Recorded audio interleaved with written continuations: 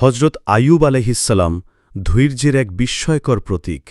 হজরত আইয়ুব আলাইহিসসালাম ছিলেন আল্লাহর একজন প্রিয় নবী, যিনি ধনসম্পদ, সন্তান-সন্ততি ও সুখ সমৃদ্ধিতে ভরপুর ছিলেন। তিনি ছিলেন ন্যায়পরায়ণ, দানশীল ও অত্যন্ত পরহেজগার। কিন্তু আল্লাহ তাকে পরীক্ষা করার জন্য তার সব সম্পদ কেড়ে নেন, সন্তানদের মৃত্যু দেন এবং ভয়ঙ্কর এক রোগে আক্রান্ত করেন যা তার শরীরকে সম্পূর্ণ দুর্বল করে দেয়।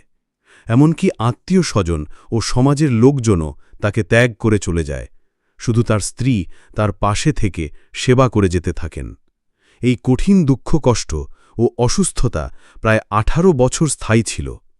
এই দীর্ঘ সময়ে হজরত আইয়ুব আলাইহিসসালাম কখনও আল্লাহর প্রতি অভিযোগ করেননি, বরং তিনি ধৈর্য ধরে আল্লাহর ইবাদাত করে গেছেন, দিনের পর দিন দুয়া করে গেছেন, হে আমার প্রতিপালক, আমি দুঃখে পড়েছি আর তুমি তো পরম দয়ালু। এই দুয়া আল্লাহর দরবারে কবুল হয়।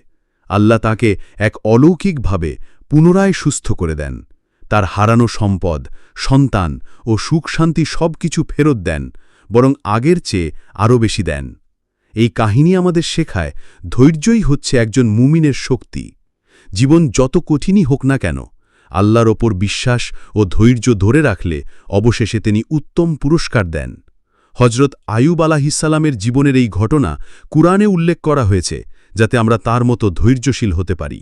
এই কাহিনী আমাদেরকে আত্মবিশ্বাস, ঈমান এবং আল্লাহর রহমতের ওপর নির্ভর করা শিক্ষা দেয়।